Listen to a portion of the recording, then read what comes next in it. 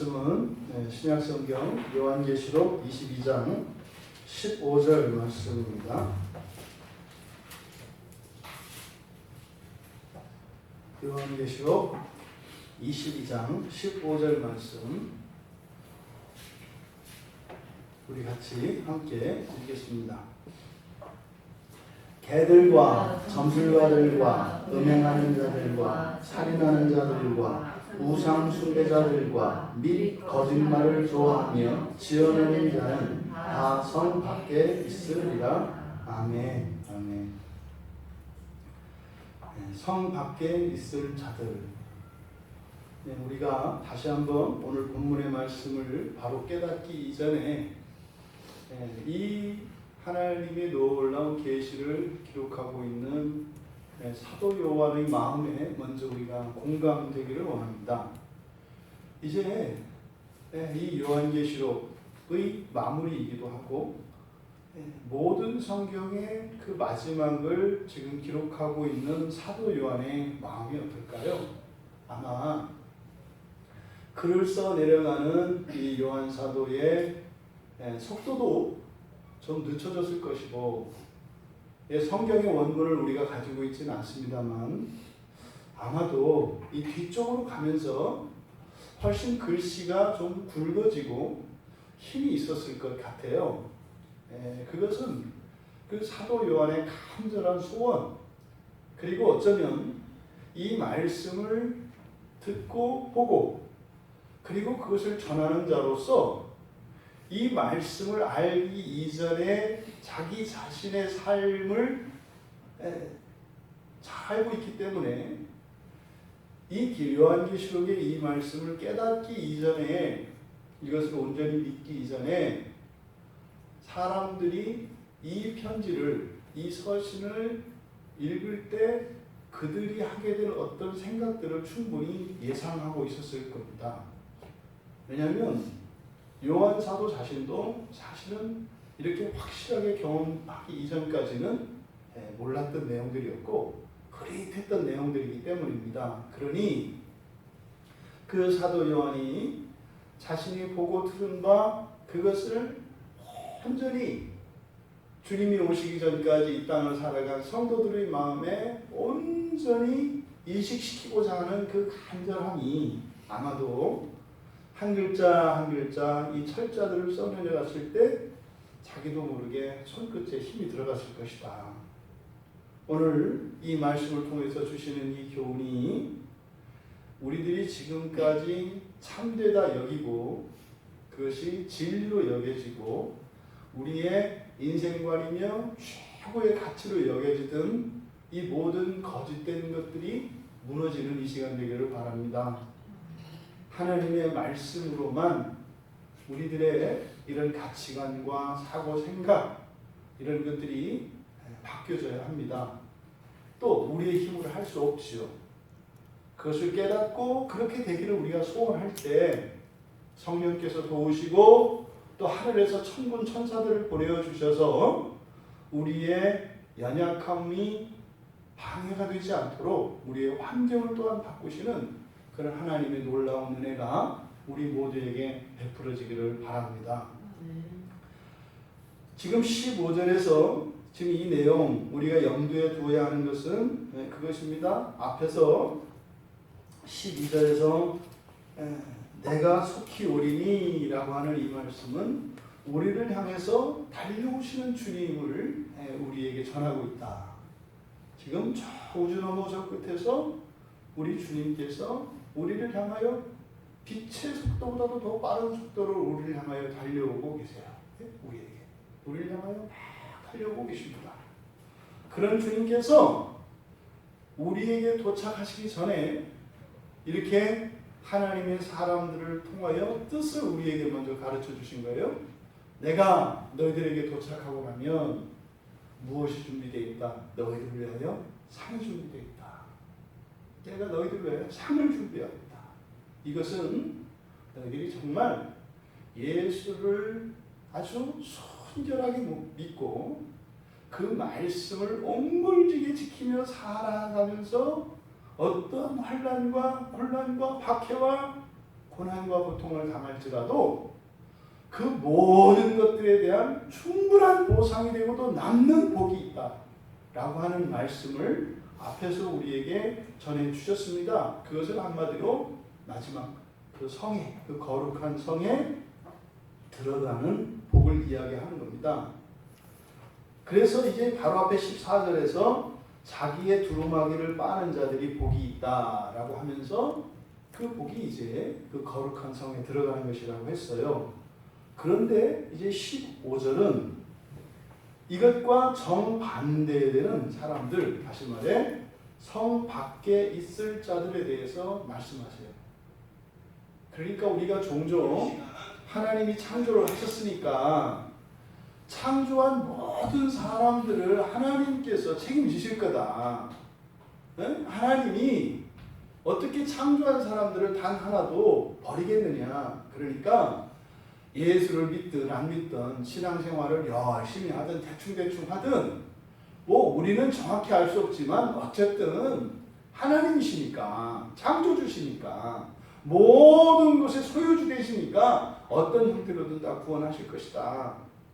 이때 이 구원이라고 하는 의미가 사실은 성경을 보면 굉장히 다층적으로 나타난단 말이에요. 근데 우리가 생각하는 그런 생각이 잘못된 것이라는 것을 여기서 분명히 가르쳐 줍니다. 지금 마지막 성경의 마지막을 지금 기록하면서 15절에 있는 이 내용은 분명히 뭐라고 얘기를 합니까? 성 밖에 있을 자들에 대해서 이야기를 해요. 성 안에 들어가는 자들이 있고 성 밖에 있는 자들이 있다고 하는 사실을 요한은 꼭 기록을 해야 했던 겁니다. 이거는요. 이때 당시의 시대 상황을 반영하기도 합니다. 그러니까 2000년의 교회 역사 속에서 끊임없이 이 부분에 대해서 사람들이 회의하고 의심하고 갈등하는 일들이 계속 있었던 거예요. 그건 지금도 마찬가지입니다. 지금도. 그냥 예수를 믿으면 이 믿는다는 게 뭡니까? 대충 말로 고백하는 거예요. 나 예수 믿어요. 그리고 뭐 대충 뭐 연례 행사로 원례 행사로 한 번씩이라도 교회를 나가는 것을 예수 믿는 거라고 이야기를 해요. 그렇게 했을 때 모든 게 다 되는 거다.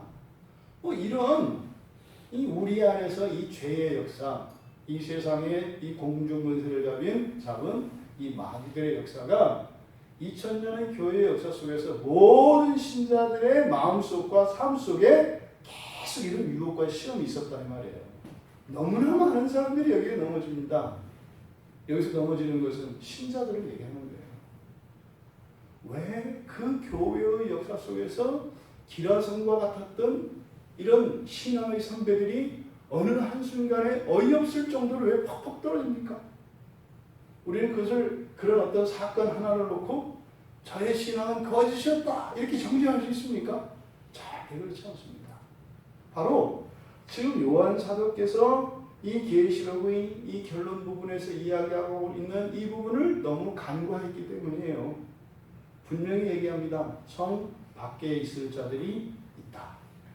여러분 여기서 성 밖에 있을 것이다 라고 하는 이 말씀이 의미하는 바가 뭐겠습니까? 첫 번째로 가장 단순하게 성 안으로 들어갈 수 없는 자들이에요. 성 안으로 들어갈 수 없는 자들이 있다. 여기에 지금 우리말 성경에는 이제 비동사가 생략된 것으로 보아서 이렇게 이제 해석을 했습니다.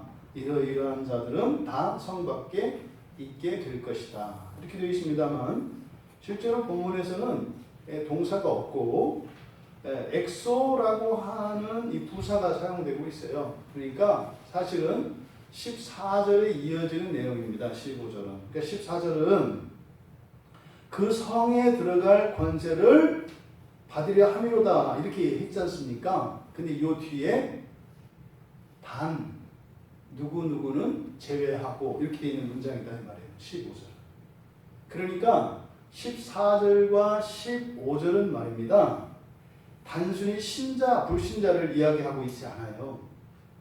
성에 들어갈 만한 자들인데 단 이들은 들어갈 수 없다. 이런 식으로 문장이 되어 있다고요. 그래서 15절에 있는 사람들 이외에 14절의 내용이 되는 거예요. 여러분들이 이 성경을 문자적으로 그대로 받아들이셔야 합니다. 여기에 질문하지 마세요. 그냥 받아들이고 어떻게 해야 할 바를 성령께서 여러분에게 깨우쳐 주시거든 그렇게 가면 돼요. 모두 다 이해하려고 하지 마세요. 그렇게 하면 이런저런 교리들 때문에 충돌이 일어납니다. 그러니까요, 어떻게 해야 돼요? 끝까지. 그리고 절대로 지금 15절에서 이야기하는 이러한 부류에 속해서는 안 되는 거구나. 그리고 그것을 위해서 여러분 살아가시면 돼요. 그건 뭘 하십니까? 약속이라고 했어요. 그러면 도우시겠다는 거죠. 도우시겠다는 거죠. 그게 우리들이 하나님께 의지할 수 있는 은혜고 하나님 우리에게 주신 약속이란 말이에요. 그 일을 위해서 성령께서 와 계신 거예요. 근데 그것에 대해서 여러분들이 도움을 청하지 않는다면 도움을 받지 못합니다. 우리가 왜 도움 청하지 않아요? 모르기 때문입니다. 모르기 때문입니다. 그리고 그것을 하려고 하는 의지가 전혀 없기 때문입니다. 이게 죄의 속임이죠. 오늘 이 말씀을 통해서 우리들의 신앙과 인생에 대한 이해가 조금이라도 바뀔 수 있게 되기를 바랍니다. 그리고 우리가 이렇게 결정하지 못했던 이럴까 저럴까 할까 말까 이렇게 수십 년 동안 뒤로 미뤄왔던 이런 내적인 이런 시험을 극복할 수 있는 이 시간 되기 바랍니다. 그래서 첫 번째로 성 밖에 머문다는 것은 성 안으로 들어갈 수 없는 자들이다. 여러분, 성 안으로 들어가는 특권에서 배제된 사람이 있다는 거예요. 근데 지금 여기서는 성 안에서의 삶과 성 밖에서의 삶에 대한 구체적인 이야기는 하지 않습니다. 다만 성 안으로 들어가야 돼요. 왜요? 그게 복이니까. 또 그것을 위해서 그리스도께서 십자가에서 우리를 위해 죽어주신 거라고. 여러분 앞에 놓여 있어요. 그 복을 다 받으실 수 있기 바랍니다. 그러니까 이 말씀을 통해서요. 지금 이 이야기를 여기서 하시는 이유는 뭐겠습니까? 우리 주 예수 그리스도의 뜻이 무엇인지를 가르쳐 주시는 거예요. 단 한 사람도 배제되는 사람이 있지 않기를 바라시는 주님의 마음을 전달하고 있는 거예요. 얘들아, 난 단 한 사람도 너희들을 잃어버리고 싶지 않고 잃어버리지 않을 거다. 그런데 어떻게 돼요? 뜻이 합해져야 해요. 주님과. 그러면 두 번째로 지금 여기에 성 밖에 있다는 건 뭘까? 그럼 앞에서 21장 8절에 새하늘과 새 땅이 새 예루살렘이 이제 열리지 않습니까? 근데 말입니다. 21장 8절에 보면 둘째 사망에 처해지는 사람들에 대한 이야기가 나와요. 21장 8절에 그러나 두려워하는 자들과 믿지 않은 자들과 또 흉악한 자들과 살인자들과 음행하는 자들과 점술가들과 우상숭배자들과 거짓말하는 모든 자들은 불과 유황으로 타는 못에 던져지리니 이것이 둘째 사망이라 이렇게 되어 있거든요. 근데 지금 22장의 문맥은 사실은 새하늘과 새 땅이 열리고 난 이후거든요. 근데 여기서 바로 이러이러한 사람들을 제외하고는 다시 말해 우리말 성경에 성 밖에 있는 사람들, 이 사람들은 곧 누구입니까? 21장 8절에 있는 바로 이 둘째 사망, 영원히 꺼지지 않는 유황불못에 던져진 사람들을 이루는 말이에요. 그러니까 성 안과 그리고 이 둘째 사망이라고 하는 이것 사이에 어떤 중간지대는 없습니다. 성 안이든지 아니면 불타는 유황불, 이게 이제 우리들이 알고 있는 천국과 지옥입니다. 그런데 지금 왜 22장 15절에서는 이걸 굳이 앞에서 둘째 사망 불못이라고 하지 않고 왜 이 국면 성 안에 들어가는 자들과 밖에 있는 자들로 이야기를 했을까요? 주님의 마음이 느껴지십니까? 모두 들어갈 수 있다는 거예요. 언제? 지금. 이 말씀을 듣고 있는 사람들은 어쩌다는 거예요? 성 안에 들어갈 것과 성 밖에 있는 것을 선택할 수 있다는 것을 우리에게 가르쳐 주시는 거예요.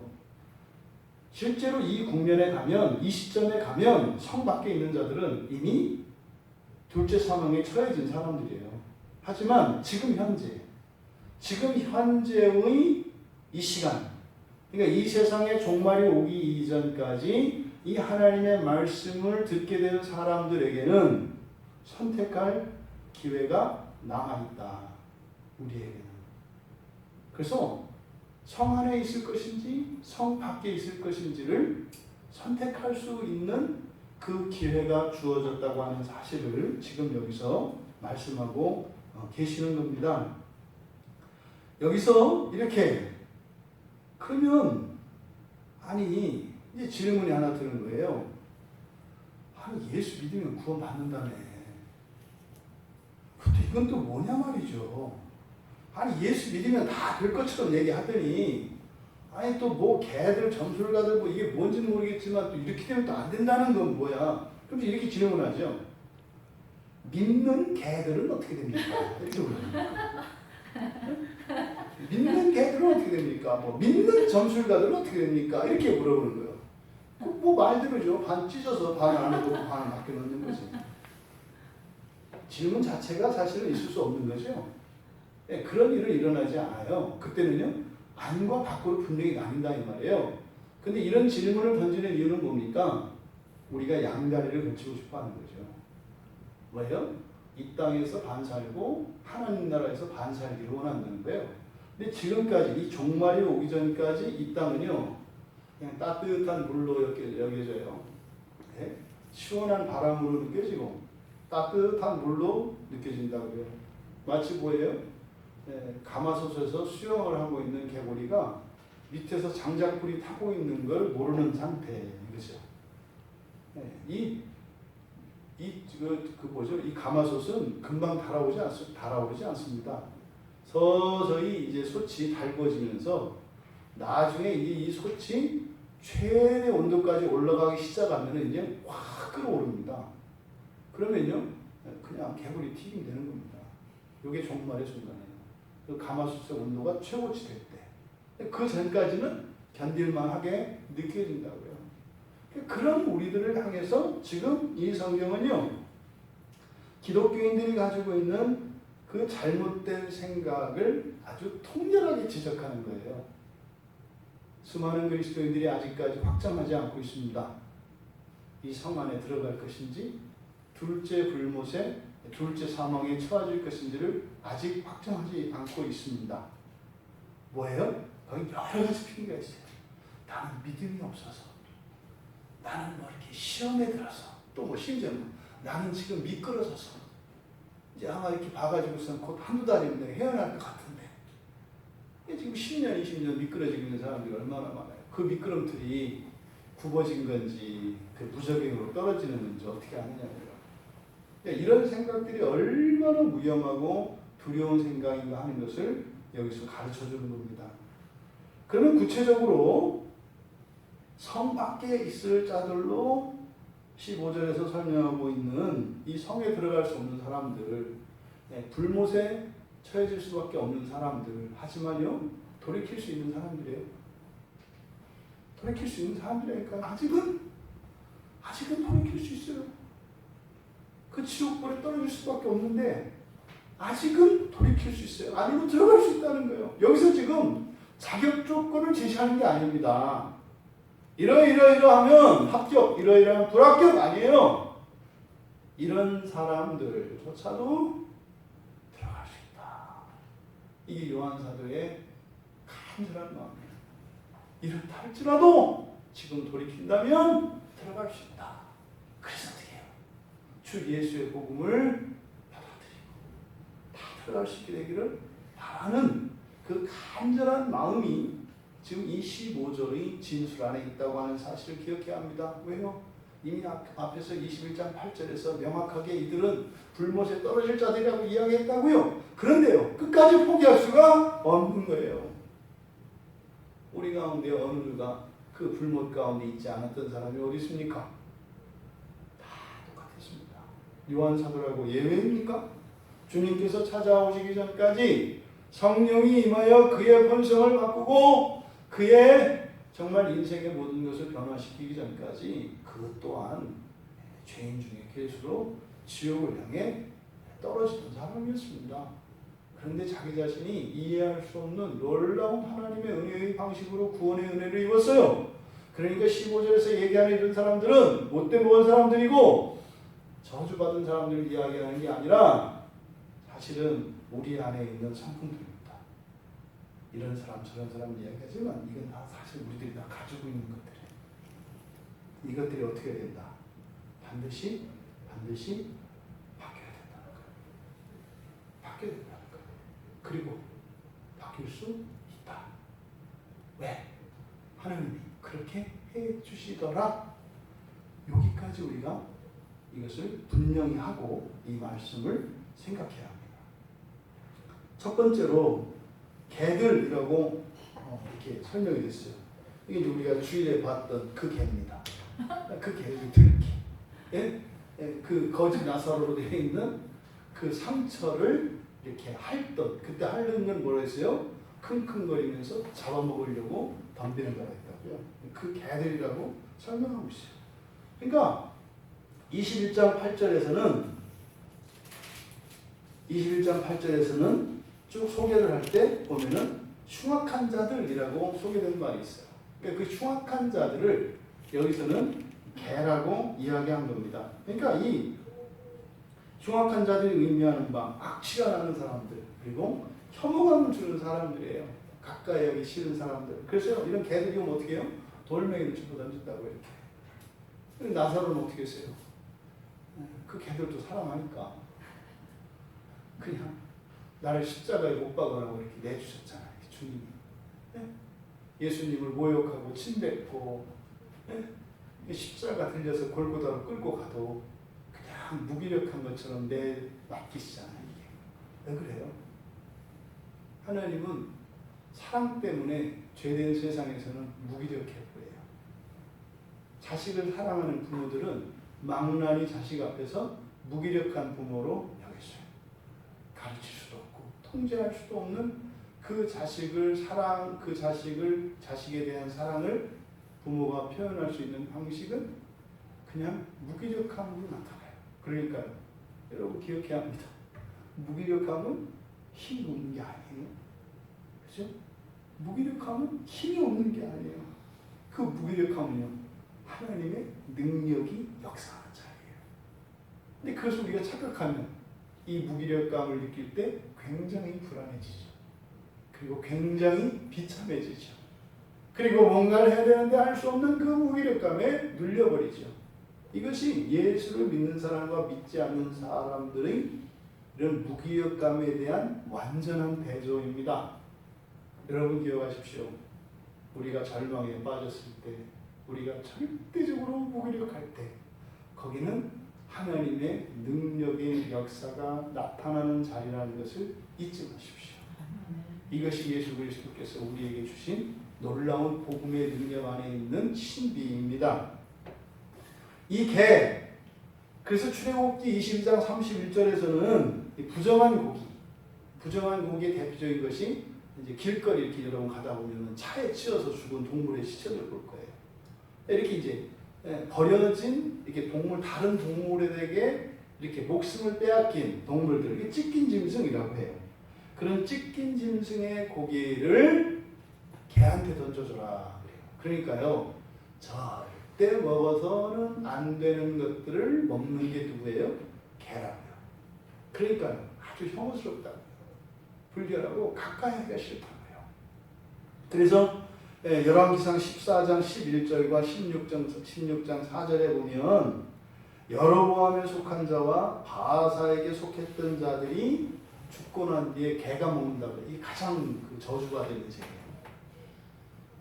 우리나라 전통 사상에서도 노상객사하는 것을 굉장히 불행한 인생의 한 가지로 뽑습니다. 근데 성경에서도 그래요. 성경에서는 가장 비참하고 불행한 그 죽음을 죽어서 동물들의 먹이가 되는 거예요. 새에게 쪼이기도 합니다. 근데 그 가운데서 뭐예요? 개한테 먹히는 것은 죽음 가운데서도 가장 더럽고 가장 저주받고 가장 불행한 죽음을 나타낼 때 이 개가 등장을 해요. 그래서 성경에서 이 개가 비유적으로 사용될 때는 마음이 순수하지 않은 사람들을 개라고 해요. 마음이 순수하지 않은 사람들, 두 마음 품은 사람들, 겉과 속이 다른 사람들, 위선자들, 이런 사람들을 개에 비유합니다. 그리고요, 아주 뻔뻔한 사람들, 이런 사람들을, 뻔뻔한 사람들이 뭐겠어요? 전혀 부끄러움을 느끼지 않는, 그리고 도대체 고칠 생각을 하지 않는, 이런 사람들이 뻔뻔한 사람들이에요. 그리고 철면피다.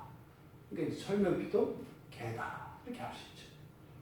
마태복음 7장 6절에 보면 거룩한 것과 어울리지 않는 존재, 거룩한 것과 어울리지 않는 존재가 개입니다. 그러니까 여기서는 바로 위선자들을 이야기해요.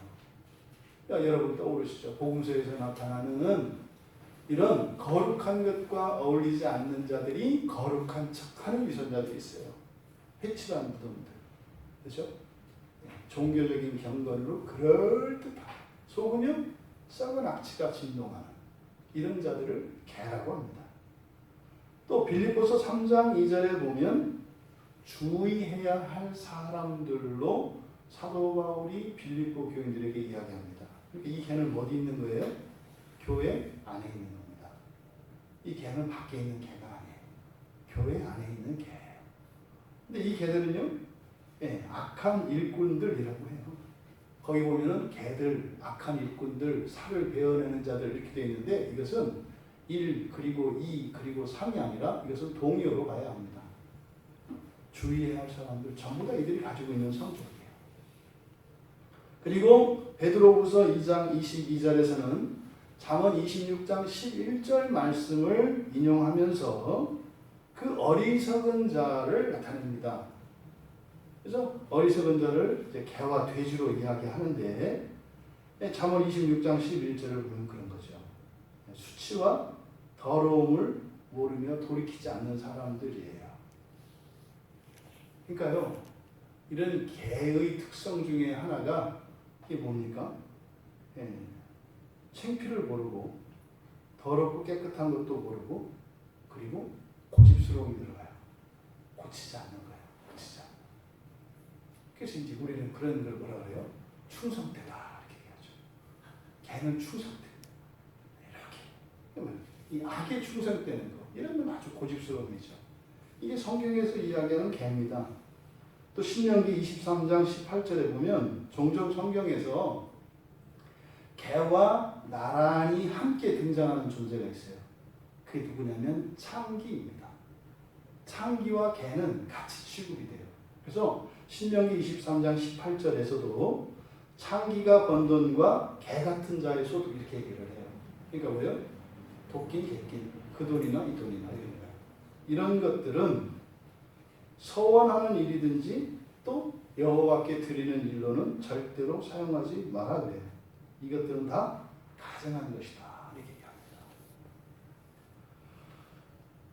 여러분, 성경에서 이 사용되어지는 이 개, 그러니까 21장 8절에서 그냥 흉악한 자라고 이야기했던 것보다 훨씬 더 구체적으로 이 개라고 하는 이 비유를 통해서 요한 사도가 이야기하고 있는 것을 알 수 있습니다. 두 번째로 점술가들입니다.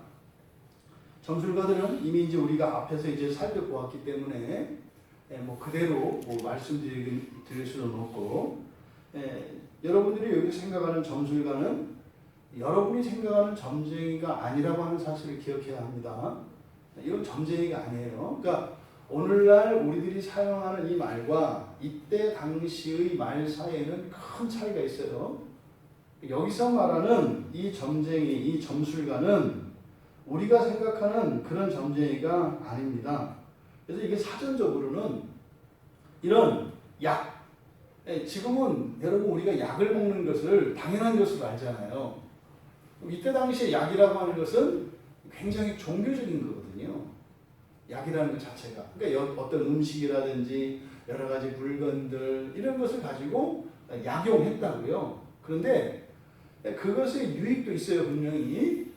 이 약이라고 하는 것이 굉장히 종교적이었다고 하는 사실을 여러분들이 기억하셔야 되고, 그래서 오늘날도요, 질병의 치료와 관련되어진 이 약품들은 분명히 영적인 게 있어요. 이것을 가볍게 생각하면 안 된다고요. 그래서 절대로 약을 먹지 마라, 또 이렇게 가는 분들이 있는데, 그건 아니죠. 그건 아니죠. 하지만 이때 당시에 점술가라고 했을 때는 약과 종교적 주술을 다루는 사람들입니다. 그러니까 이거를 이제 오늘날 그러면 약사, 의사가 뭐 점술가인가 이렇게 하면 안 된다 이 말이에요. 이제 그때 당시로 그렇다 이 말이에요. 그러면 여기서 점술가들은 누구냐? 이런 약과 종교적 주술을 사용해서 사람들에게 그 사람의 욕망을 채워주기 위해 마치 자신에게 그런 마법적인 권능이, 어떤 초월적인 힘이 있는 것처럼 다른 사람들에게 환상을 조작하는 자들이 바로 점술가들이에요. 그러니까 이것을 오늘날 우리들에게 적용할 때는 약, 종교 이렇게 좁게 적용을 해서는 안 되고, 뭡니까? 이런 사람들이 가지고 있는 이 신이라는 것이 사실은 뭐라는 겁니까? 내가 이 세상에서 얻고자 하는 내 욕망을 채워줄 수 있는 어떤 초월적인 힘을 신으로 생각하는 거예요. 이 점술가들은. 이게 뭐예요? 돈이면 된다. 대표적인 거. 돈이면 된다. 또 실력이면 된다. 뭐 이런 거죠. 특히 요즘 젊은이들 미모면 된다. 온통 지금 난리잖아요. 예쁘면 된다. 안 그래요. 이런 모든 것들이 다 여기서 점술가들이 의미하는 바다. 그러니까 여기에는요, 심지어는 이런 과학만능주의, 과학이 마치 모든 것을 다 할 수 있는 것처럼 하는 이런 것도 여기에 포함되는 거예요. 몇 년 전에 그 어떤 영화에 나왔잖아요. 그 노아의 방주 뭐 이렇게 해가지고 옛날에 어떤 그 과학 공상 영화가 나왔던 게 있어요. 거기에서 그 영화에서 말하는 신은 기술자예요, 엔지니어. 마지막에 그 영화의 대통령이 되는 게 기술자거든요. 뭐요?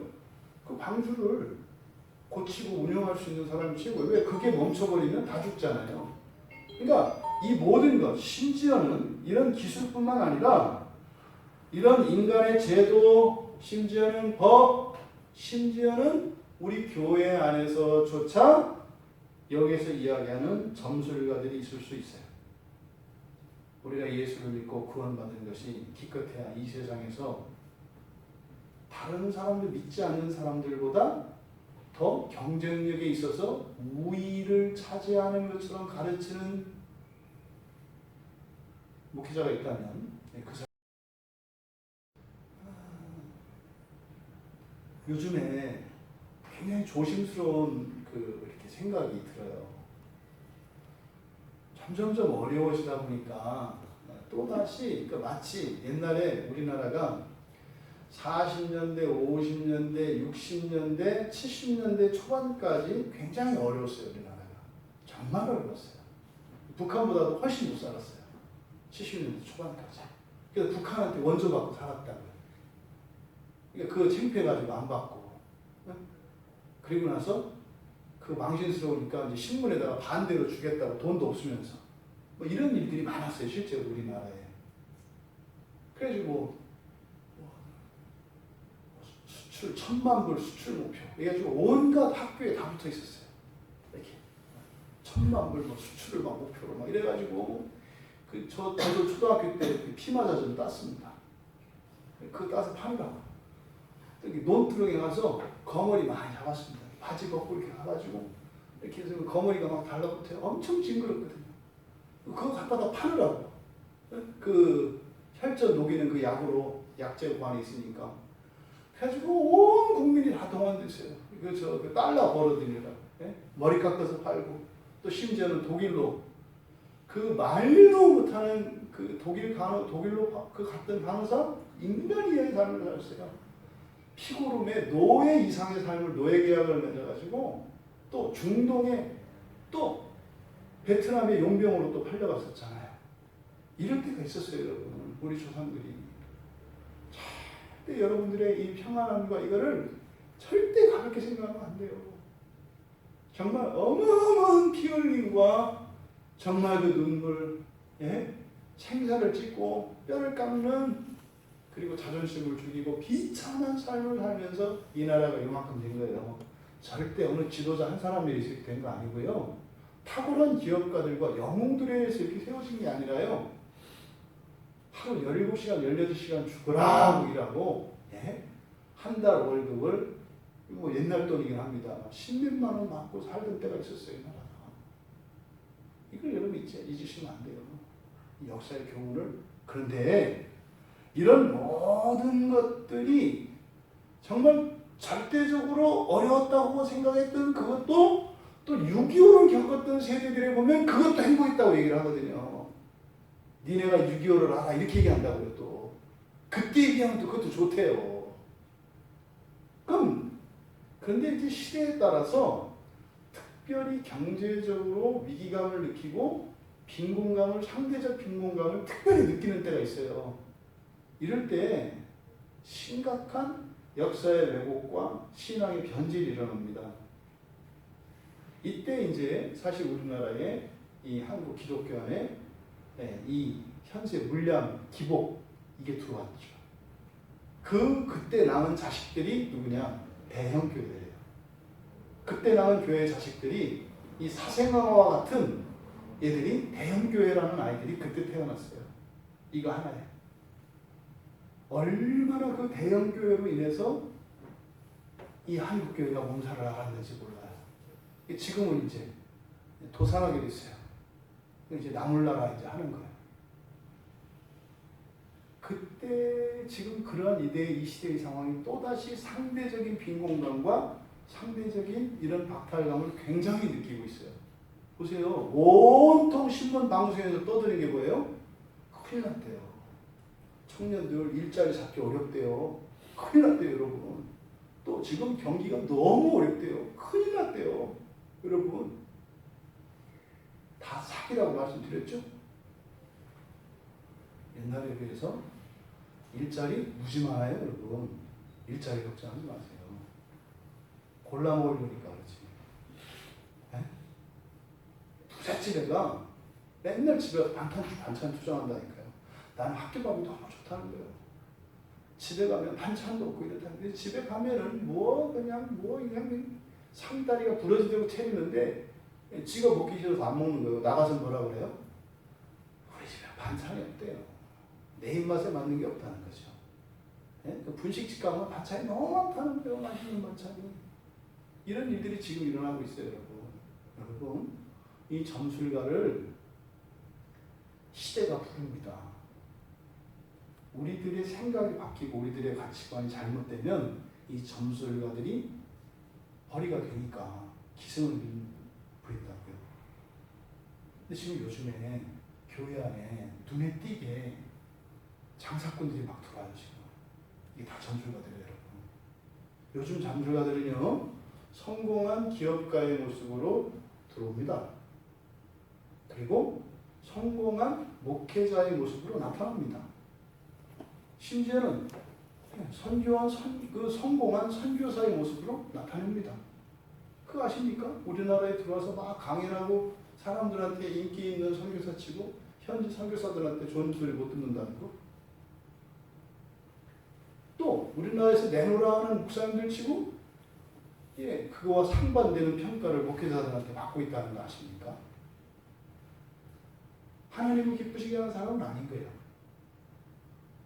하나님을 기쁘시게 하는 사람은요, 세상을 기쁘게 해요.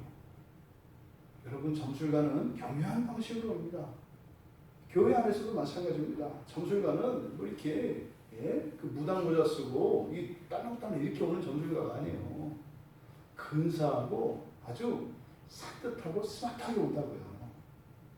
교회 오빠처럼, 교회 오빠처럼. 조심하셔야 돼요. 그러니까 점술가의 핵심은 뭐예요? 현세. 하나님 나라가 아니라 이 땅, 자꾸 이 땅을 바라보게 하는 사람들. 그러니까 뭐 생명과학이 다 점술가들이에요. 언제 성경에서 이 땅에서 더 오래 살기를 위해서 이제 열심히 애쓰라고 그랬어요? 지금 당장 죽어가고 아픈 사람들을 돌보라 그랬지. 아시죠 여러분? 어떤 부자는 하루 살기 위해서 수천만 원을 쓰는 거. 10분만 일찍 죽어도 그냥 수많은 그 굶주린 사람들이 살아나는 그런 사람도 있어요.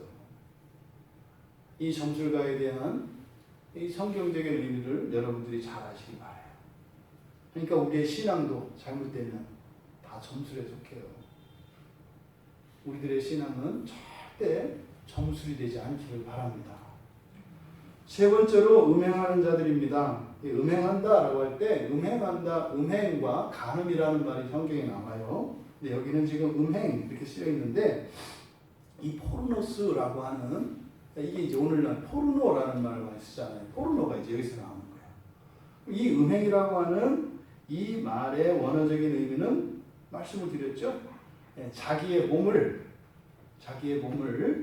다른 사람의 정욕을 위해서 상품화하는 것을 이 포르노라고 했어요. 이게 가장 대표적인 것이 몸을 파는 거예요. 이게 성적 도덕이 타락하는. 이게 자꾸 성에만 초점을 이렇게 맞추는데 성경에서 이야기하는 이 포르노스는 단순한 이런 성적인 성행위가 물러나는 것만을 이야기하잖아요. 그것은 전체의 일부에 불과합니다. 전체의 일부. 심지어는 뭐라고 그랬어요, 여러분? 돈 벌기 위해서 여러분 일하고 알바하고 이렇게 하면 이게 다 포르노가 된다고 그랬어요. 이게 굉장히 심각한 사회문, 이게 우리의 신앙으로 보았을 때 지금 우리나라의 이 사회가 완전히 지금 음행하는 사회가 됐어요. 뭐예요? 일을 하는데 요즘 그 기업 하시는 거나 이렇게 사장들 얘기 들어보면 그런 얘기 많이 해요. 요즘 젊은이들이 어렵대요. 어려운 이유가 그냥 안 나온대요. 그러다가 수틀리면 그냥 안 나온대요. 늦나? 이렇게 기다리다 보면은 뭐 혼자 안 나오게 됐대요. 왜요? 그 일에 대한 사명감이 없어요. 일에 대한. 뭐요? 그냥 내 돈 하나 받기 위해서 가는 거니까 내가 돈을 포기하면 그 일도 안 하는 거예요. 책임감이 전혀 없다고요. 이게 이 포르노스 음행의 대표적인 거예요. 알바 자체가 뭐 이 음행이다 이런 게 아니죠. 여러분이 그러니까 용어는 문제가 있어요. 알바라는 용어가 굉장히 나쁜 용어예요. 이게 어떤 일이든지 거룩한 겁니다, 여러분. 네? 시간제로 일을 하는 것이든 아니면 전일제로 해서 일을 하는 것이든 또 제가 목사이든 여러분들이 가정에서 이렇게 가정 살림 다 거룩한 일이에요. 돈 받기 위해서 하는 거 아니라고요. 그러니까 그 일 자체가 우리의 사명이기 때문에 여러분들이 하는 거다 이 말이죠. 근데 그게 아니라 오직 하나 돈을 목적으로 그 일을 한다면 이게 음행이에요. 이것을 우리가 기억해야 합니다. 물론 그러한 음행의 결과가 뭘로 나와요? 성적 타락으로 나와요. 그런데 이 포르노스라는 말은 성경에서 원래 쓰는 말은 남성에게 쓰는 말이거든요. 남자 창기들에게 쓰는 말이에요. 포르노스라는 말. 근데 이제 간음이라고 하는 모이코스라는 말이 있어요. 근데 이 포르노스와 모이코스의 차이, 성적인 부분에 있어서 이 모이코스라고 하는 간음으로 번역되어 있는 이 단어는 결혼한 그러니까 배우자가 있는 사람들과 성적인 관계를 갖는 사람들을 간음이라고 해요. 그러니까 옛날에는 이걸 뭐라고 그랬어요? 우리가 간통죄라고 했죠. 그러니까 사회법적으로는 간통죄를 간음이라고 합니다. 성경에. 그래서 이것이 죄가 되는 이유는 성 그 자체에 있는 게 아니에요. 그보다 더욱 중요한 것은 뭐예요? 가정 파괴입니다. 가정을 깨트리는 것이기 때문에 간음이 악하다고요.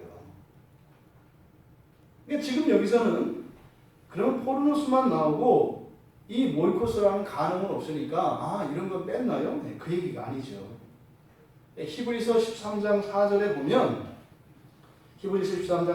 보면 음행과 간음을 똑같이 하나님이 심판하실 거라고 이야기합니다. 그러니까 여기서 말하는 음행하는 자들은 간음하는 자들도 포함되어 있는 것이죠. 그러니까 성적으로 타락하는 것도 이 음행 안에 들어가 있는 거다. 그런데 단지 성적인 것만이 아니라 우리의 사회생활 전체에 돈만을 목적으로 하는 무엇, 이것은 뭡니까? 내가 돈이 필요해서 아르바이트를 했는데 그게 음행이란 말입니까? 이 얘기가 아니죠. 돈이 필요하면 일을 해야죠. 근데 일단 일을 시작하면 그리스도인은 돈 때문에 하는 게 아니라는 거예요. 그러니까 그리스도인도 돈을 월급을 많이 주는 데 가서 해야 돼요. 월급 조금 주는 데 가서 해야 돼요. 많이 주는 데 가서 해야 돼요. 하지만 그러니까 선택을 할 때는 지혜롭게 선택을 해야 된다니까요. 하지만 일이 시작되고 나면 그거는 일을 시작하기 전에 고려의 요소잖아요. 그리고 나면 그걸 딱 접는 거예요. 이제는. 원래 내가 월급을 더 많이 받을 것이라고 왔는데 딱 갔더니 이 사장님이 딴소리를 해. 그럼 어떻게 하는 거예요? 관두면 돼요? 안 돼요? 안 된다는 거예요. 이게 달라요. 왜? 난 돈 때문에 온 게 아니니까. 선택을 하는 데는 고려를 해야 돼요. 근데 어떻게 그 다음부터는 사명으로 거룩한 사역으로 알고 그 회사를 살리고 자기가 임한 그곳을 이게 번창시키기 위해서 기여해야 된단 말이에요. 이게 그리스도인들이 가지고 있는 직업적 소명관이에요.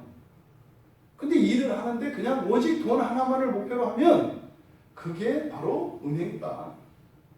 알아요. 자기가 힘든 거. 그렇게 되는 순간 힘들어요. 주일이 그래서 부담스러워진다고. 왜? 월요일부터 또 뼈 빠지게 일해야 되는데. 여러분 보십시오. 일주일을 거룩한 소명감으로 살아가는 사람이 주일에 모든 것을 내려놓고 하나님을 예배하고 찬양하는 할 때 주일이 피곤하겠어요? 쉬는 날이겠어요? 쉬는 날이죠. 그런데요, 일주일을 뼈 빠지게 돈 버는 사람들은 주일날도 힘든 날이 돼요. 왜? 일하는 날이니까. 더 힘들어. 왜? 돈을 안 줘. 근데 돈을 내야 되냐. 쉬면서 돈 내면서 쉬어야 되니까 내 형편에는 지금 이게 이럴 처지가 안 되는데 이렇게 되니까. 그러니까 일주일을 정말 여러분들이 거룩한 사명감을 가지고 살아간다면 주일의 그 안식이라고 하는 의미가 확 와닿습니다. 나가서 여러분들이 신앙을 따라 거룩한 사명감을 가지고 여러분들이 일하는 일터를 섬기려고 할 때 혼자 미련한 짓 하고 있는 것처럼 느껴지고 그것 때문에 칭찬받거나 인정받는 게 아니라 오히려 이상한 사람 취급받는 일들이 있어요. 마음이 상한다고요. 갈등한다고요. 그러다가 주위에 와서 예배 드릴 때 하나님이 안다고 하니까 울컥하고 눈물이 쏟아지는 거예요. 또 관둘 수도 없어. 그래서 또 한 주에 또 살아가야 되는 거죠. 여러분, 이 음행에 대한 이 말씀을 여러분들이 확대해서 그리고 실제적으로 잘 적용하셔야 돼요. 그래서 이 음행이라고 하는 것은 돈과 관련되어 있어요. 돈과. 돈에 대해서는 어떻게 하라? 만족하고 살라고 그래요. 족한 줄로 여겨라. 족한 줄로 여기라고 하는 말씀의 근거를 뭔지 아세요? 버리지 않는다는 말씀 따라요. 족한 줄로 알아라. 그리고 나서 뭐라 그래요? 내가 너와 함께 있어. 버리지 않아.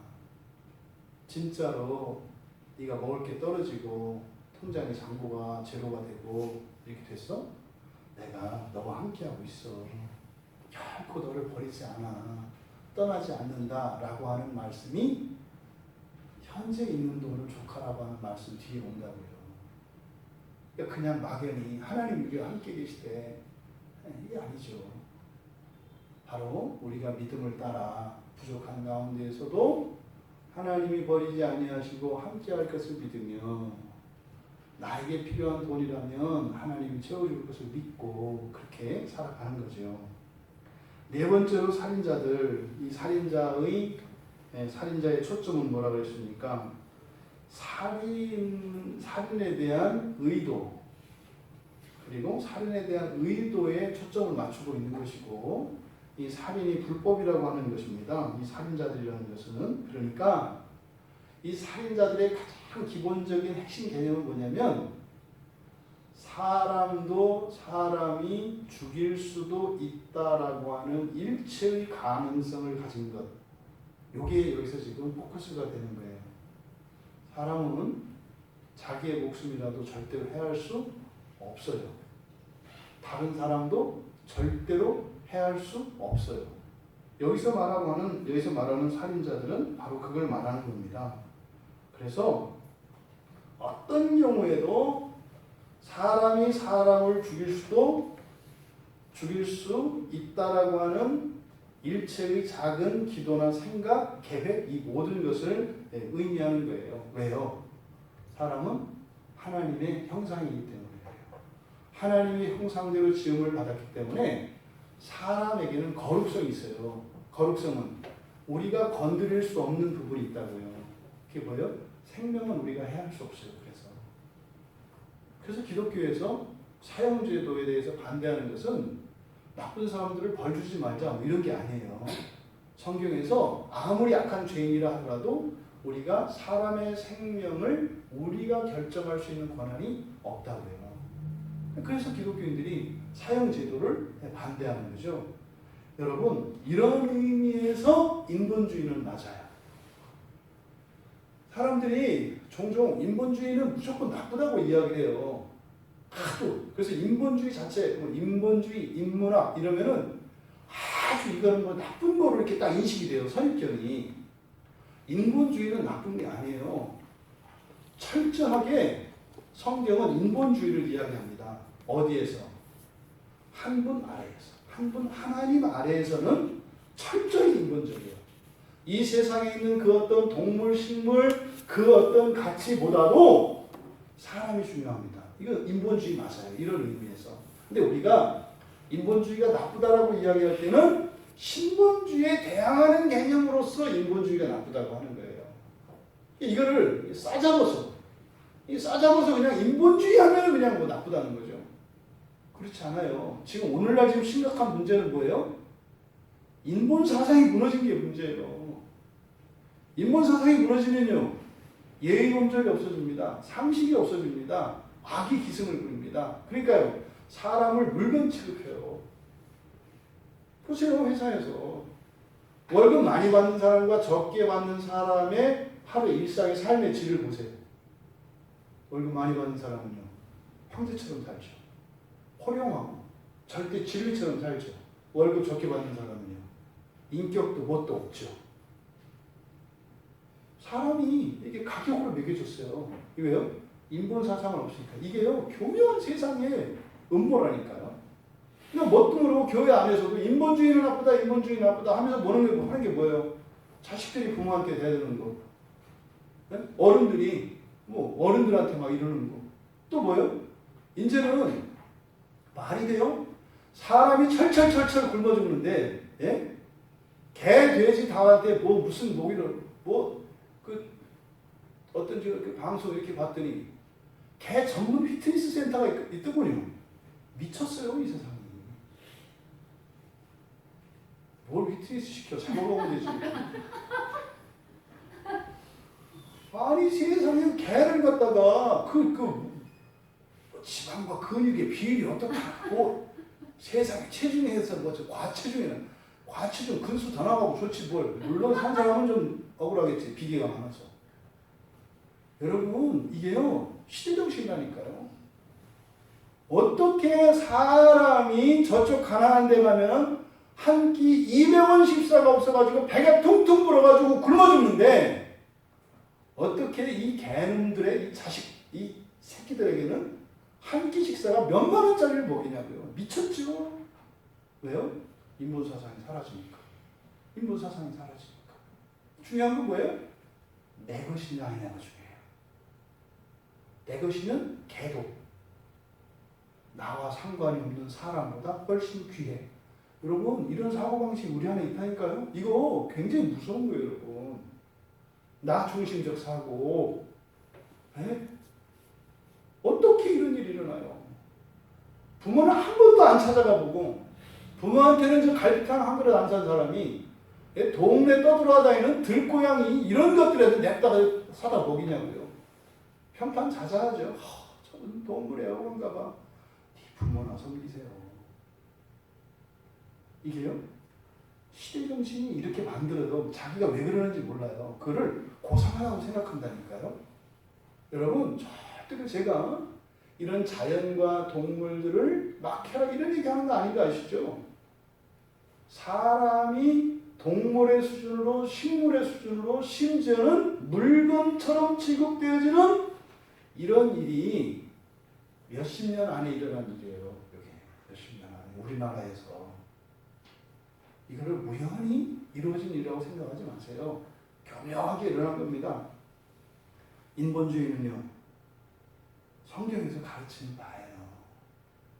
그래서 절대로 사람은 우리가 해할 수 없어요. 생명은 빼앗을 수 없어요. 심지어는 자기 생명조차도 말이죠. 네? 이걸 잊지 마셔요. 그래서 우리가 그 생명을 소중히 하는 이유는 그 기능과 그 가치 이게 아니에요.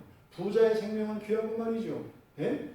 그 가난한 나사로는 그냥 들깨한테 먹혀도 되는 내버려. 이게 아니라니까요.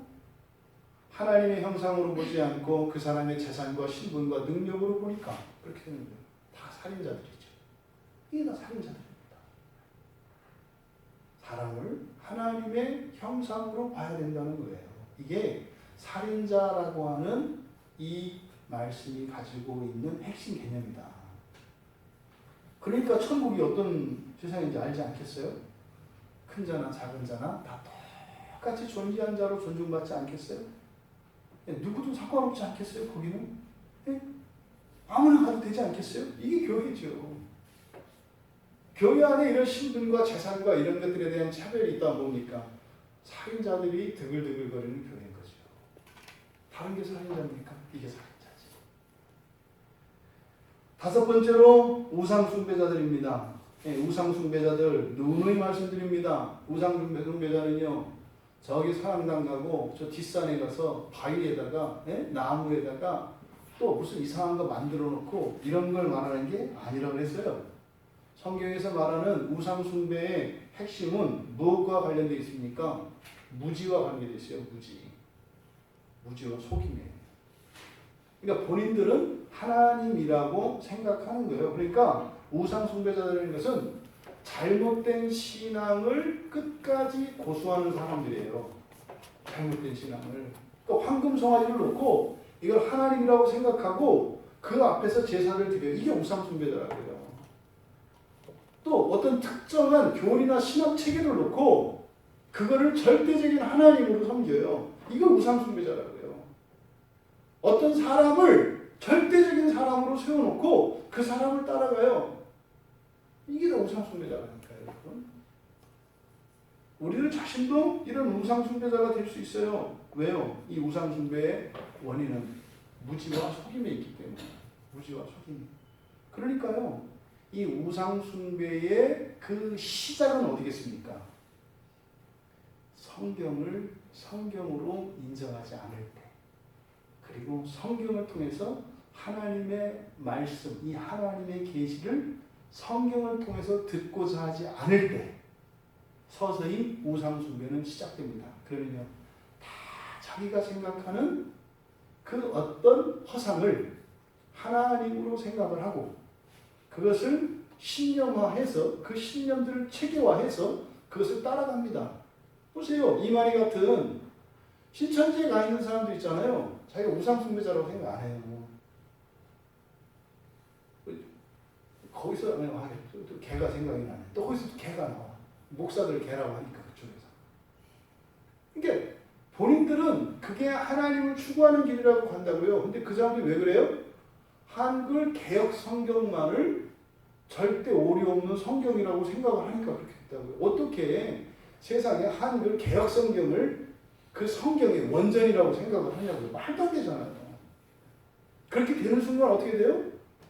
늙고 꼬부라지고 이제 곧 죽게 될 이만이라는 사람을 보혜사로 뭐 하나님으로 이렇게 생각하는 일들이 일어난단 말이죠.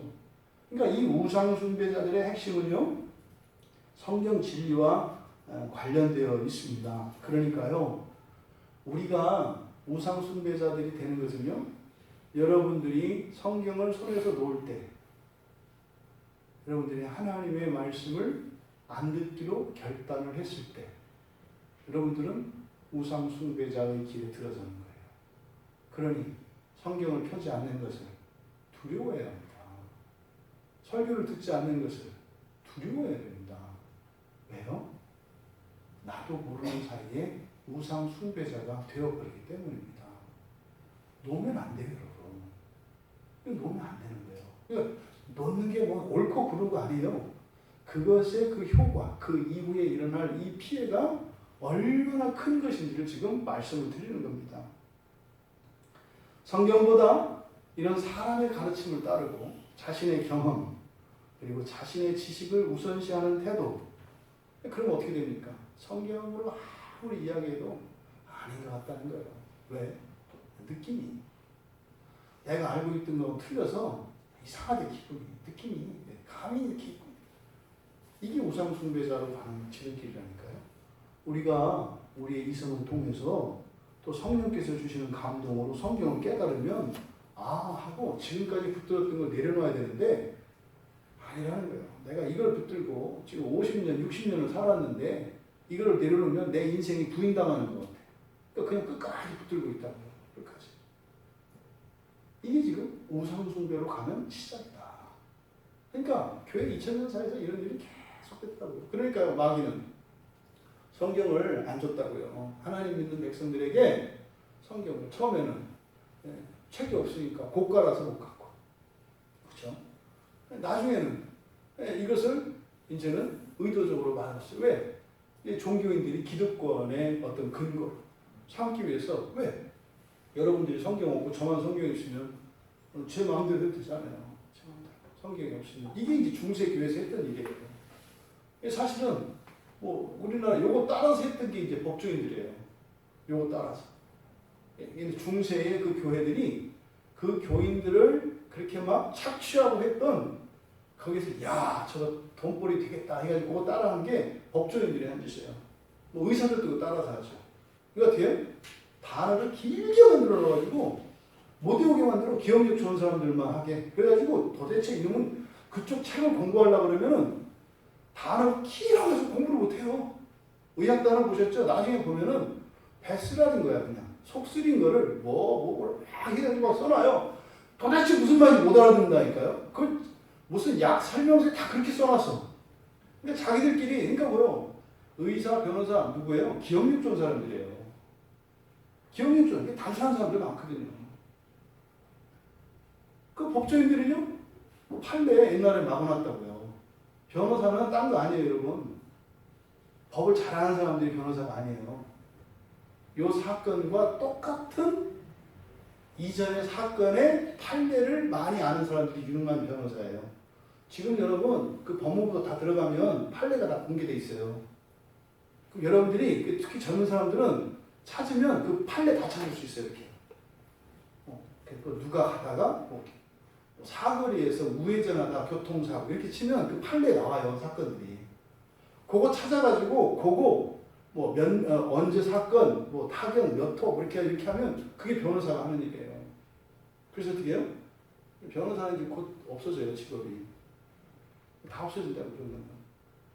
이런 것처럼 여러분 이 세상에서는 이 교회 안에서 일어났던 이 성경을 하나님 백성들이 가지지 못하도록 알지 못하도록 함으로써 결국은 다 우상숭배를 조장한다. 이게 이제 하나님 말씀을 왜곡하고 이건 다 이제 우상숭배자가 되는 거죠. 우리는요, 하나님 말씀을 통해 성경을 통해서 배우면 그냥 무조건 뭐래요? 네. 이러면 우상숭배자 안 돼요. 성경이 이렇게 하면 네 이러면 그냥 우상숭배자 안 돼요. 진짜요? 이러면 우상숭배자 되는 거예요. 성경을 이렇게 봐서 모르는 걸 물어봐야지. 진짜요? 진짜야. 이게 우상숭배자 된다. 토다는 일이 없죠, 성경 앞에서. 그 다음에 6번째로 거짓말을 좋아하며 지어내는 자. 앞에서는 21장 8절에서는 약간 달라요. 여기서는 거짓말하는 모든 자들 이렇게 얘기했거든요. 거짓말하는 모든 자들. 근데 여기는 거짓말을 좋아하며, 이 좋아한다는 말이 들어갔어요. 이 좋아한다는 말이 필로스거든요. 사랑한다는 거잖아요. 친구 사랑. 여기 필로스라는 말이 들어갔어요. 그러니까 사실 여기는 어떻게 돼요? 확장되는 건데, 확장되는 게. 거짓말은 사실이 아닌 거짓, 그리고 오류를 거짓말이라고 하죠. 네, 1차적으로는 사실이 아닌 거예요. 그리고 거짓말, 이게 거짓인 거죠. 사실과 다른 거. 근데 이것은요, 반대로 또 하나, 진리에 반하는 것도 거짓말이에요. 그럼 여기서 우리가 그 인과관계를 하나 알 수 있는데 일상에서 거짓말을 하잖아요. 이런 거짓말의 목표는 뭐라는 거예요? 성경 진리를 왜곡시키는 게 목적이라는 거예요. 일상에서 거짓말이 습관화되면 어떻게 돼요? 성경도 왜곡하게 돼요. 그러니까 이런 거짓말에 이런 사소한 거짓말 이런 것도 결국은 어디로 간다? 성경으로 가요. 그리고요. 거짓말을 하는 사람들은 설교를 못 듣습니다. 왜요? 거짓말하는 사람들은 말하는 것과 생각하는 게 다르거든요. 사실대로 말하지 않거든요. 거짓말하는 사람들은. 그러니까 다른 사람의 말을 할 때도 말을 듣는 게 아니라 그 사람의 생각을 읽으려고 해요. 독심술을 한다고요. 그러니까 성경을 못 들어요. 그러니까 거짓말은 단순히 말만을 의미하는 것이 아니라 다른 사람들의 말을 곧이곧대로 듣지 못하게 됩니다. 왜? 내가 그런 방식으로 말을 하기 때문에 다른 사람들도 그렇게 말할 것이라고 생각을 해서 다른 사람이 말을 하면 어떻게 해요? 해석을 한다고요. 해석을 해서 들어요. 그러니까 커뮤니케이션이 안 돼요. 대화가. 그러니까 하나님을 만나도요. 얘기가 안 된다니까요. 그러니까 이 거짓말이라고 하는 것을 여러분 가볍게 생각하시면 안 됩니다. 결국 이 거짓말은 성경을 왜곡하게 합니다. 이것은 일상생활도 마찬가지예요. 그래서 이 사람들은요, 뭘 봐도 거기 있는 문자적인 의미를 이해하지 못해요. 이해하지 못해요. 그럼 이게 이제 우리나라가 옛날에 뭐 이렇게 이제 신문 방송에서 막 거짓말을 판치던 때가 있었어요. 말도 안 되는 거짓말을 보도를 계속 내니까 그때는 신문을 보려면 어떻게 해야 돼요? 그 밑에 깔려 있는 거를 이렇게 읽어야 돼요. 누가 뭐 누구 해서 뭐 이런 일이 없었습니다. 그러면 있었구나. 이렇게 이해해야 돼요. 누가 어디를 갔었습니다. 그러면 어디 안 갔구나. 이게 이렇게 거꾸로 읽어야 되던 때가 있었어요. 근데 요새 좀 비슷하게 되는 것 같아요. 이렇게. 그러니까 이런 거짓말들이 익숙해지면요, 단순히 무슨 이게 사회적인 문제로 끝나지 않아요. 교회에 어마어마한 타격을 입혀요. 이런 사고 습관, 생각 습관이 딱 굳어져 버리면 자기도 모르는 사이에 그렇게 돌아가거든요. 그럼 목회자를 통해서 설교를 들으면요, 아니구나. 에이, 뭐 어쩌다. 뭐 이렇게 이제 막 가는 거예요. 이게 자기는. 뭐 이렇게. 그러니까 말씀이 들어가지 못해요. 들어가지죠. 여러분, 근데 여기서 거짓말을 좋아하며 그랬잖아요. 거짓말 하는 것만이 아니고 좋아하며 이 필로스라고 하는 이 사람, 필레오예요. 필레오, 사랑하다. 근데 우리말 성경에는 모든이라는 말이 지금 생략되어 있어요. 근데 원문에는 모든이라는 말이 있어요. 21장 8절에서도 파신, 여기 파스, 올이라는 뜻이에요. 모두가 있습니다. 근데 여기 좀 빠져 있어요.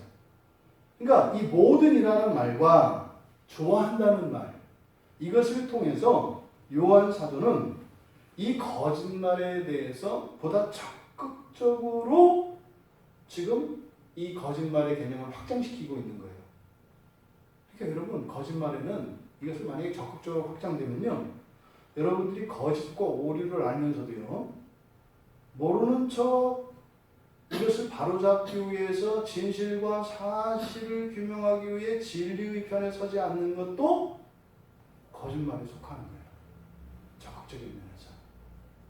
거짓은 진실을 말하지 않는 자들이 침묵할 때 거짓은 힘을 쓰게 되어 있습니다. 진실을 누군가가 이야기하면 거짓은 힘을 쓰지 못합니다. 그런데 침묵을 할 때라야 거짓은 힘을 씁니다. 이 방법에 있어서는 지혜롭게 성경의 교훈을 어그러면 안 되겠습니다만, 바로 이 요한 사도가 모든이라는 말과 이 좋아한다, 사랑한다라는 말을 통해서, 지금 이 사랑한다는 말은 친구를 나타내는 말에서 온 거예요. 그러니까요, 여러분, 친구의 허물은 우리가 어떻게 해요? 감아주죠. 봐주잖아요. 그런데 거짓에 대해서는 그렇게 하면 된다, 안 된다? 안 된다는 거예요. 그건 아니지 않나요? 이렇게 얘기해야 돼요. 그건 아니지 않나요? 그랬을 때 이 거짓이 힘을 쓰지 못하도록 해야 함에도 불구하고 너무나 많은 그리스도인들이 잘못된 사랑에 대한 이해로 말미암아 그저 말 않고 가만히 있는 것을 사랑으로, 그래서 어떻게 해요? 타락하고 부패한 사람을 더 타락시키고 더 부패시킵니다. 이야기해야 돼요. 그건 아니지 않나요? 라고. 지금 여기서 이야기하는 이 거짓말에는 적극적인 개념까지 요한이 적용시키고 있다. 그래서 이 일체의 모든 거짓말은 사실 모든 관계를 허물어 버리기 때문에 악합니다. 거짓이 들어오면 모든 관계가 다 깨집니다. 심지어 관계는 형식적인 관계로 바뀌어버립니다. 그것은요, 그냥 이렇게 매미가 벗어놓은 말라버린 허물에 불과해요. 뭐가 있어 보이지만 어떤 환란이나 시험이 따르면 버석하고 다 깨져버려요. 이게 거짓입니다. 그러니까 거짓은 속을 다 썩게 하고 말려버려요. 하나님과 우리 사이에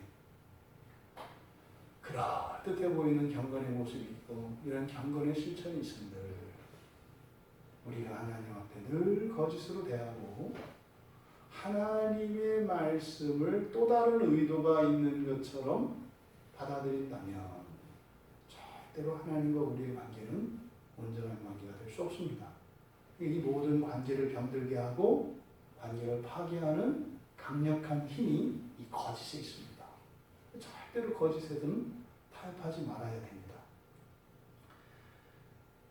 결국 지금 여기에서 진술하고 있는 21장 8절에서 이야기했지만 여기서 거론하지 않은 게 있어요. 그게 뭐예요?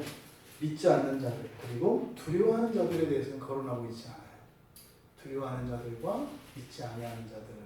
이때 두려워하는 자들은 뭐라고 했었습니까? 호배요. 하나님을 경외하는 것이 아니라 그랬죠. 깡패들을 두려워하는 것처럼 이때 두려움은 거리감을 나타낸다고 그랬죠. 그러니까 점점 멀어지는 두려움. 이걸 21장 8절에서 말했다고요. 그러니까 하나님과 점점 멀어져요. 하나님이 무서워져요. 여러분들이 하나님을 처음 알게 됐을 때 어느 한 순간 두려움이 들 때가 있습니다. 눈치 볼 때가 있습니다. 그런데요, 여러분들이 점점 하나님 말씀을 알아가고 하나님을 알아가면서 어떻게 돼요? 관계가 가까워지죠. 나는 계속 하나님으로 멀어져. 이거는 신앙과 관계되어 있어요. 신앙과. 그리고요, 믿지 않는 자들, 불신자들은 많습니다. 근데 그 나머지 이 일들은 사실은 우리의 실천적인 삶 속에서 일어난 일들입니다. 여기서 지금 거론한 게 뭐겠습니까? 이거는 회개의 대상인 거죠. 믿지 않는 거 회개할 필요 없습니다. 회개가 되지 않아요. 그럼 회개가 되는 게 아니에요. 하나님이 깡패 같은 거 회개가 되는 게 아니에요. 거듭나지 않은 거죠. 그런데 여기에서 지금 제시되어진 이것들은요, 다 돌이킬 수 있는 것들입니다. 돌이킬 수 있는 것들. 근데 지금 이것을 말씀하신 의도, 우리 안에 있는 이러한 요소들, 여러분, 천국에는 이런 게 하나도 없다는 거죠. 그러니까 이런 자들은 천국에 들어갈 수 없다고 그랬으니까 이런 일이 없는 거잖아요. 그러니까요, 우리에게 이게 다 없어지는 거네. 없어지는 거네. 이걸 여러분 기억하셔야 돼요. 이 요소들이 완전히 없어집니다. 그리고요, 우리는 그것을 믿고 이것들을 끊임없이 제거하고 더 온전케 되기 위하여 그 길을 가야 하는 것이다. 근데 어떻게 해요?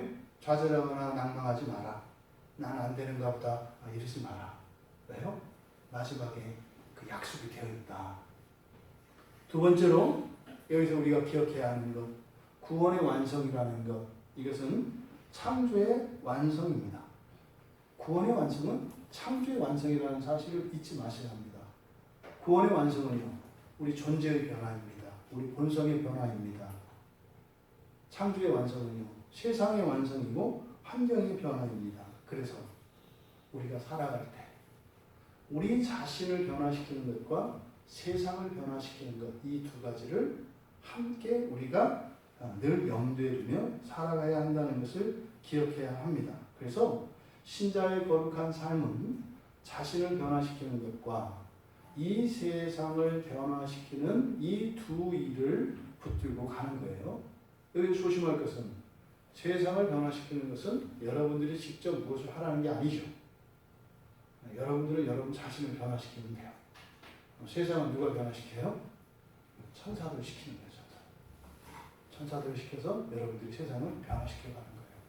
방해하는 귀신들과 싸워서 이길 수 있도록 여러분들이 하나님께 청혼을 해서 하나님이 힘을 주셔서 우리의 환경을 바꿔주도록. 그렇잖아요. 오늘 여러분들이 모여서 기도하잖아요. 환경이 바뀝니다. 환경이 바뀝니다. 1차적으로 여러분과 여러분 가정에 그리고 우리 교회에 더 나아가 이 땅의 교회들의 환경이 바뀝니다. 이 나라 이 민족의 환경이 바뀝니다. 역적으로 바뀌어요. 여러분 중에 한 분이 오늘 안 나오려고 하다 나왔기 때문에 내일 또 이렇게 넘어질 수밖에 없었던 사람이 안 넘어져요. 이상하게. 이상하네. 나 이럴 때 원래 이랬는데 오늘 안 그러네. 그때 여러분이 얘기하면 돼요. 사실 어제 제가 안 가려다가 가서 그래요. 이렇게 얘기하면 돼요. 이게 놀라운 일이에요. 그러니까 이 그리스도의 삶이 정말 멋있고 보람 있는 거라니까요. 여러분, 세 번째로 신자의 본성이 반드시 변화된다는 것을 기억하시기 바랍니다. 그런데 여기서 기억하셔야 될 게 있어요. 신자의 본성이 변하는 시점이 지금일 수도 있고 나중일 수도 있어요. 완성되는 것은 나중이겠습니다만 그 일에 참여하는 것은 여러분의 선택에 따라서. 서두에 말씀드렸지만 믿음은 우리를 구원합니다. 믿음은 우리의 무엇으로 바뀌지 않습니다. 다시 말해 천국에 들어가는 그 일, 하나님 나라에 들어가는 그 일은 오직 예수 그리스도를 믿는 믿음으로 확정되어진 것입니다. 이미 확정됐습니다. 그런데 아직 완성되기 전에 이 여정은 우리의 선택권이 있습니다.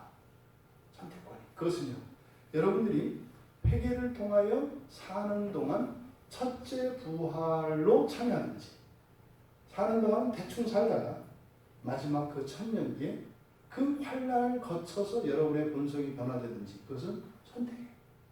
그러니까 교회에서 저 같은 설교자들이 여러분들에게 하는 것은 그래서 여러분들을 야단치거나 여러분들을 정죄하거나 이렇게 하는 게 아니에요. 뭐예요? 선택의 기회를 주는 거예요. 바른 선택을 할 수 있도록. 우리 교회는요, 첫째 부활을 소망하고 두고 가자. 그죠? 뭡니까? 여러분들이 열심히 신앙생활을 하고 열심히 인생을 살아야 할 확실한 이유가 있는 거예요. 예수 믿었다고 설렁설렁 대충대충 이렇게 뭉개서 가려고 하는 생각 일체 가지시면 안 돼요. 열심히 정직하게 성실하게 정말 여러분들이 뜻을 두고 사셔야 돼요. 예수를 믿는 것도 여러분 살아가는 것도. 왜? 바로 믿음으로 구원에 이르렀지만 첫째 부활을 통해서 그 하나님 나라에 들어가는 그 영광, 그것이 사실은 주님께서 우리에게 바라시는, 우리에게 주시고자 하는 최상의 구원입니다. 그걸 향해서 가야 하기 때문에 그래서 더 힘을 내야 하는 거죠. 성경은 분명합니다, 여러분. 이거 꼭 해야 될까요? 말아야 될까요? 선택하세요. 꼭 해도 되고 말아도 돼요. 근데 그게 무엇인지는 여러분이 알고 선택을 하면 된다니까요. 제가 꼭 그렇게 매일 성경을 읽고 기도하고 그렇게 해야 되나요? 저 가끔 안 해도 되나요? 안 해도 되지 않나요? 이런 거 물어볼 필요도 없어요. 여러분이 좀 더 첫째 부활의 삶을 살고자 하는지, 아니면 현재의 이 정욕과 육체의 게으름과 이 세상의 쾌락 때문에 정말 비교할 수 없는 큰 대가를 치러야 하는 그것을 결정하는 것인지, 여러분 냉정하게 판단하시고 바른 선택을 하며 살아갈 수 있기를 바랍니다. 그것이 이 15절의 말씀의 가장 중요한 교훈입니다. 여러분들이 왜 신앙생활을 열심히 해야 하는지 이유를 깨달으셨습니까? 우리가 그렇게 열렬히 살지 못했던 것이 참 어리석었다는 것을 여러분 깨달을 수 있습니까? 깨달아도 여러분들이 오늘 당장 바꿀 수는 없을 것입니다. 그러면요, 거기에 여러분들의 기도의 실천이 있을 것이고 거기에 부어주신 하나님의 은혜에 대한 경험이 있을 겁니다. 지금까지는 하지 못했던 그 일들을 하시게 될 겁니다. 정말로 이 말씀을 통해서 성 밖에 있을 수밖에 없는 우리들의 본성들, 아직도 우리가 내려놓지 못하고 내 자식인 양 붙들고 있는 그것들, 그것을 내려놓기 위해서 기도하고 하나님 앞에 정직하게 고백하며 하나님의 은혜를 구하며 그렇게 열렬히 살아가실 수 있는, 그래서 우리 모두 주님 오시는 그날에 첫째 부활의 영광의 그 소망으로 살아가는 우리 모두 되시기를 주님의 이름으로 축원합니다. 말씀을 생각하며 기도하겠습니다. 여러분 두려워하지 마시고요. 절대적으로 하나님은 옳으십니다. 그리고 절대적으로 선하십니다. 그리고 하나님은 전능자이십니다. 우리의 한계, 우리의 현재, 과거, 미래를 완전한 구원으로 예비하신 하나님이십니다. 자꾸만 우리의 판단 기준으로 좋은 것과 나쁜 것을 우리가 결정하고 더 좋은 것을 알지 못하는 우리들 자신의 것을 인정하고, 하나님 정말 저희들이 사는 동안 주님 오시기까지 성 안에 들어갈 수 없는 성 밖에 있어야 하는 이런 본성들이 변화되기를 원합니다. 또 우리들 안에 일어나는 이 본성의 변화가 이 세상을 변화시킬 줄 믿습니다. 하나님 정말 단순하고 명료한, 그리고 올곧고 열렬한 신앙으로 살아갈 수 있도록 은혜를 달라고 우리 같이 잠시 기도합니다.